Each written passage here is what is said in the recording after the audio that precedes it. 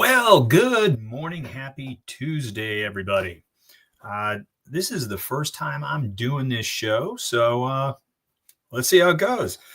There's a lot to talk about. I've been asked to give kind of a, what are the things I saw over the past few days? Put some context around it, and see if we can get some discussion going, and maybe give some ideas for our traders on how to move forward over the next week or so. And there's certainly been a lot of stories, and a lot of it's fluff. I mean, sometimes I feel like it's I'm doing some kind of social media program with some of this stuff, because there's a lot of rumors, a lot of things floating around, a lot of hysteria going on in DC, some fun stuff, little legal challenges, and things that us DC aficionados can certainly get excited about. But let's see how we can turn that into some actionable thoughts and ideas. And I'm going to run through some of the things that have been on my radar screen over the last few days, and then we'll dig into some of the deeper issues. Certainly, the one big beautiful bill is floating around out there. That's going to be a topic. It's it's only $1.5 trillion legislative package. Probably not the impact that the fiscal hawks in the GOP were looking for. They were looking for some spending cuts. This is going to add about between 2.5 and $5.5 trillion over the next 10 years to the deficit. So not what was anticipated by a lot of folks. And even Mr. Elon Musk has criticized it, which big brouhaha down in the administration. So that's a big one. Trump came out with a rescissions package, a $9.4 billion rescissions package. That is, the aim of that is to reduce discretionary spending within the government. Some of the key targets there are the NPR, PBS, the public broadcasting folks, some USAID and African Development Foundation grants to the tune of about $8.3 billion. So, he's trying to end taxpayer support for, let's be honest, for some political reasons. He thinks these are institutions that do not support the conservative movement, and he's going after them. So he's trying to cut those out, and certainly doing it under the guise of reducing some spending. Mike Johnson is a little upset because the DOGE cuts that have been going on since Trump took office by Mr. Musk, who, by the way, now is going to be exiting out of that role. Those DOGE cuts have yet to be codified in Congress. So I think it's got a lot of people asking, was this a big waste of time? Certainly caused a lot of consternation on the other side of the aisle, caused a lot of negative press on what DOGE was doing, how it was doing it. And, in the end, is any of the work that they did to try and eliminate waste, will any of that actually work its way into the federal bureaucracy, which is tough, and again, I'm not here to get, political. I want to play, both sides of that aisle and really just look at what's good for trading. But, it does get interesting when, how do you evaluate, and this is, always a huge topic. How do you evaluate the impact of administrative policies when you get a new, when a president comes in, whether it's Republican, Democrat, when they come in, how do you actively and honestly evaluate the impact of their policies? And I want to know how, because that can influence how we move forward in the future, and what is the right way, and what is the right thing to do. And when, so far what I've seen is a lot of the policies, and I'm not going to say they are good or bad, but a lot of the policies that have been implemented by the administration have been stymied by activist judges. So what is really the impact of the policies? To some degree, we don't know, because they've not been fully implemented. We understand the impact of the talk and the rumors, which, by the way, we love to trade. That's awesome. But what is the overall impact on the economy?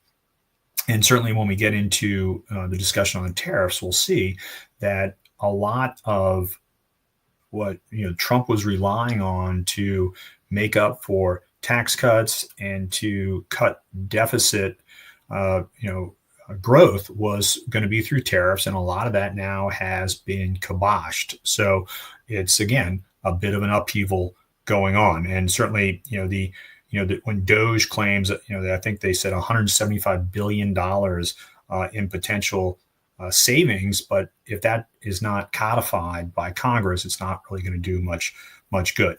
Other big news: Trump has ordered chip designers to halt sales to China. That's going to directly impact semiconductor design firms, including Cadence, Synopsys, Siemens, some of the big ones, who are going to have to stop sales to one of the largest consumers of chips in the world. And this is part of a broader national security strategy that the Trump administration has been implementing. I was talking with my good friend, a hell of a good trader, Hans Albrecht, this morning, and he pointed out that despite that move, NVIDIA is still on fire. So it could be good for some chip companies that have been embraced by the administration. I think you've been seeing some of this moving towards the U.S. This is part of that strategy. We want to build up that U.S. supply chain of chip manufacturing, and we're doing it under the guise of national security concerns. Same thing with like rare earth production, Mountain Pass, USA Rare Earth, which those stocks have been depressed a little bit, and the realities of politics kicked in. You can't have supplies completely cut off, which is what those tariffs are doing. When 130% tariffs were on some of those rare earth materials, and China was then weaponizing and saying, well, if you're going to tariff us, we're just not going to ship anything. And then the realization set in when I think the number I saw was 45 to 50 Fortune 500 companies, 45 to 50 spoke to the administration and said, and this is coming from the CEOs of some of the domestic rare earth companies that I talked to. If that supply had been cut off by China, there were Fortune 500 companies that were going to go out of business within 6 to 7 months, or be in a lot of trouble financially if they did not get those rare earth supplies. So the reality of the situation kicked in. People said, why did those tariffs go from 130% down to 25%?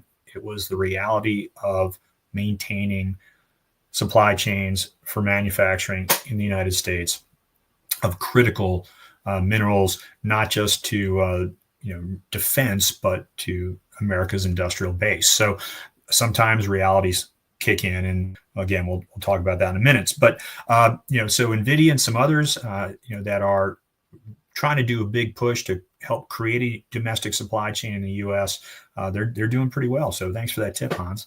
And we've also had some good consumer confidence numbers rebounded in May. So consumer confidence was high.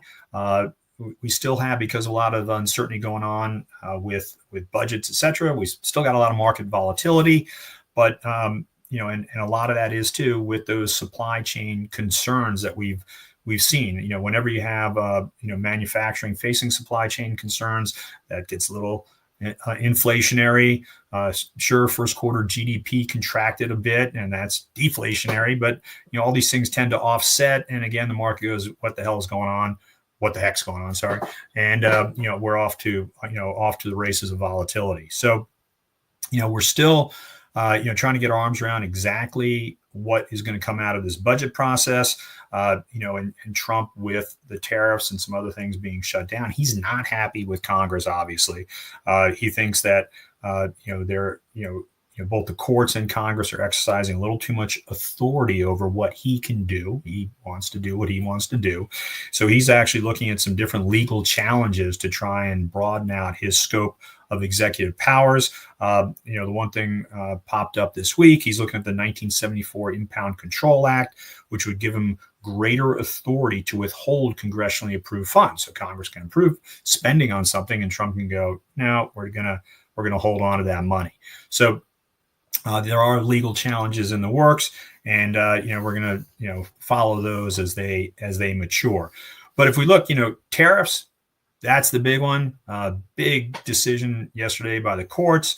The International Court of Trade ruled that Trump exceeded his authority in implementing the International Emergency Economic Powers Act by imposing the Liberation Day tariffs. He exceeded his authority under that act. And so the court shut it down. And this is a permanent shutdown of the tariffs that were implemented under that umbrella. So these are gone. They included a 10% baseline duty on most imports, from China, Canada, and Mexico, and higher rates, in particular on those countries, but across the board, baseline 10% duty on most imports. The China, Canada, and Mexico ones were a little elevated above that 10%. So all of that is being shut down. So what? Let's do a little rundown. What actually occurred with that court decision? Well, the 10% global tariff, it was effective. It had been in effect since April 5th. That's gone. 25% additional, boosted tariffs on Canada and Mexico, gone. They were there trying to, weaponize the forcing Canada and Mexico to help out with drug trafficking and illegal immigration.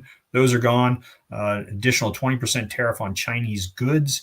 The Trump administration said that was to try and stem the tide of fentanyl. Gone. And and then there's some there were some exemptions in play, such as the duty-free treatment of low-value imports from China. Those are sidelined as well. Now, tariffs aren't going away. There's still some in effect, plenty in effect. And don't forget, Trump's going to challenge these in the shutdown in court as well. So he's going to try and boost up to a higher court. But there are still some pretty impactful tariffs in place. So steel and aluminum tariffs are still live. They were imposed under Section 232 of the Trade Expansion Act. So those are still live. And obviously that has a huge impact on manufacturing, particularly the automotive sector. And in fact, it's kind of a double down because there's automobile and part tariff specific ones that are in play under Section 232 as well. And that's certainly going to have an impact on the short-term cost of production for the automobile industry, and certainly could hurt long-term the competitiveness of the automobile industry on a global scale. Which, as we know, you're getting a lot more competition from Chinese automobiles. Europe's always pretty competitive, so that will hurt, domestic manufacturers, GM, Ford. I don't expect, them to have any pops anytime soon as a result of this. There's also a 25% tariff on goods that import Venezuelan oil. That was an executive order that Trump had put in. So, that could certainly impact some of your big oil companies that have relied on supplies from the Venezuelan nation. So there are still things that are in play. So the short-term effects of this, though, that court decision, we should see a good market reaction out of that. Those tariffs are, they were definitely causing some market hesitation. So I think in the short term, we should see the NASDAQ, S&P get a little pop from those tariffs going away.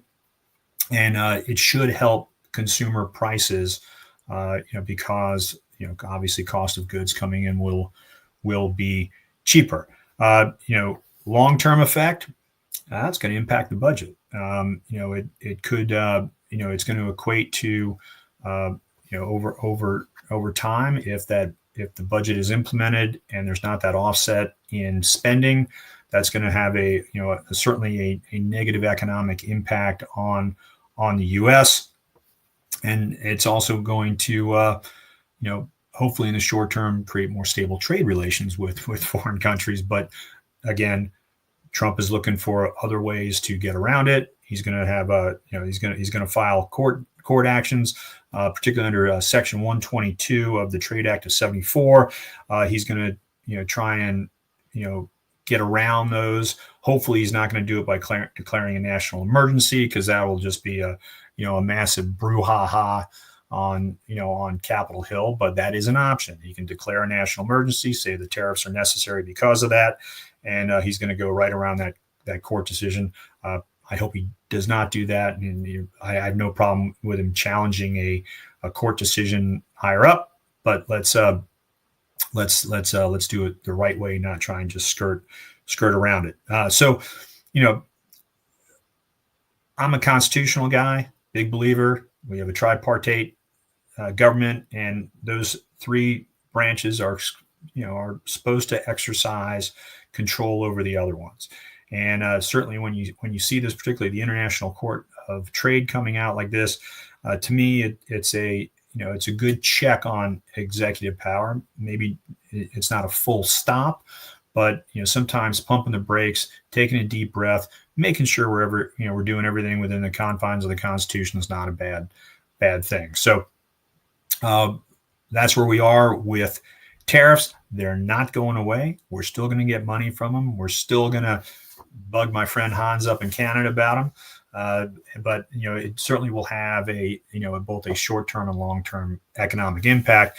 And as we mentioned, the one thing that it will touch is the big beautiful bill act that Trump is trying to get passed. It's his massive tax and spend bill, and it passed the House, sitting in the Senate. Some of the strongest, the most vocal opposition has been from GOP senators who think there needs to be a lot more cutting out of that bill of spending to keep that long-term deficit impact in check. And again, more pressure given the decision last night from the trade court. So if we look at the biggest expenditures of that bill, well, it's a home run for defense spending. There's a $150 billion increase in defense spending in that bill. If you're, and a lot of that's going to go to very large weapon systems, very, big ships. The Ingersoll Rands of the world are going to love it. All the big East Coast, shipbuilders are going to love the increase in that bill. Border security, about $70 billion for border security, building walls. We'll call it infrastructure. We're going to have what they call the Trump account, which would be $1,000 in tax-favored savings for every child born between 2024 and 2028. There will be cuts to Medicaid and the SNAP program. Not really cuts; it's just they're going to revamp eligibility, which will result in less people receiving those benefits, but it's not necessarily a cut to the spending itself. And then he's also going after the clean energy tax credits that popped up during the Biden administration very hard. And those include, credits for electric vehicles, renewable power projects, and they're going to be phased out over a couple of years. So that could have an impact on the buying of Teslas, not for the reasons we've had over the last 4 months, but that could have a increased impact on electric vehicle sales, and certainly that will hurt the big the GMs and the Fords of the world that are trying to break into that market more heavily, compounded with their supply chain problems. There's going to be no on the renewable side. Yes, some of those cuts are being slowed down. At the same time, though, the administration has increased approval. So the offshore wind project around New York that had been shut down during the Biden administration, that's now been greenlit again. So that project is going to get up and running, to the dismay of a lot of very large homeowners in the Hamptons. But that is going to move forward. But certainly, for some smaller projects that we're relying on tax credits that could hamper those kind of greenfield projects breaking ground. Some of the big tax policy changes in the bill: permanent extension of the 2017 tax cuts, which is meant to put more money in people's pockets. No federal income tax on tips or overtime pay. That could be huge. Certainly, help support GDP spending. Is it going to be inflationary? We'll wait to see that.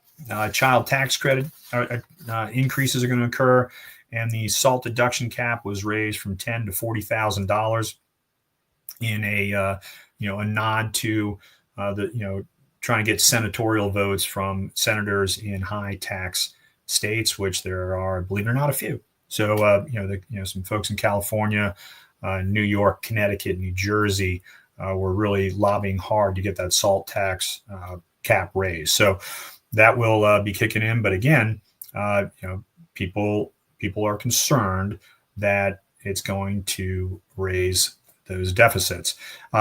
So should be stimulating in the short term. I think if the budget passes, certainly, the cuts will be stimulating. The growth in deficits won't occur for it'll occur over the course of 10 years. And I think a lot of people say, we'll figure it out as we go. And, maybe we can figure out other ways to cut that down. Certainly, workforce productivity could increase. I think it's slowed down so much with COVID. But now if you can work for tips and work for, overtime, why would you not go all in if you're not getting taxed on that? It's just, you just got a huge bump in your paycheck. And, I'm a little hopeful for that, because quite honestly, I don't know about the rest of you out there, but the service I've had from my local bartenders have been atrocious since people aren't motivated to work for tips like they used to be. So, I think you'll get a little productivity increase from that, and certainly defense is going to get a massive boost. Defense and infrastructure, but the debt's going to go up. We do have to live with that, and that will that led to the Moody's downgrade, and we will have to suffer with that. And certainly, on the clean energy side, Tesla or Next Energy, or some of these ones that we're working with these clean energy tax credits, we could see a little stymie on that. So anyway, it's still in the Senate. It's still being debated. We'll see what comes out of it. But certainly everybody at Option Pit, we're keeping an eye on how that money is going to move, where it's going to move to, and we're going to try and get in front of it to, before the rest of the world realizes how that's going to impact trading in the markets. Some other things that are kind of highlighted lately. U.S. government did approve a Nippon Steel acquisition of U.S. Steel, a huge $14 billion acquisition, and that saw obviously U.S. Steel stock take a nice big jump. It's supposed to create 70,000 jobs, so it should have a very positive impact on the broad domestic steel industry, and all boats rise with the tide. So I think that could offset some of the the negative consequences of those aluminum and steel tariffs that we discussed earlier by seeing this this renewed fervor in the U.S. steel industry, which had not had a lot of excitement for a long time.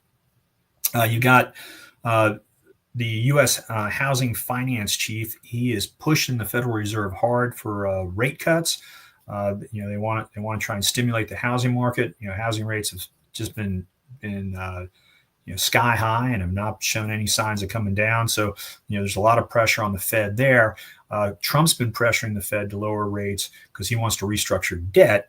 And so I think there's a little of that going on behind the scenes, but they're doing it under the pressure of trying to stimulate the housing market. We'll see if we'll see where that goes. If they do lower rates, obviously that's going to be very good for the home sales and home building sector.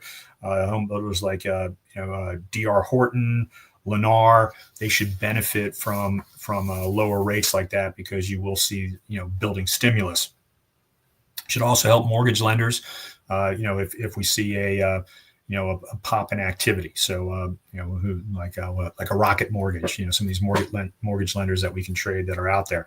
But again, it's going to be interesting because this debate's going on. You're getting some Republican pushback. You're going to see some fighting in the Senate. And on top of that, you do have, the fact that Musk came out and was very critical of the bill and the impact of this bill on deficits. That was a pretty high profile criticism. And so we're going to see if how much influence that might have on the floor debate.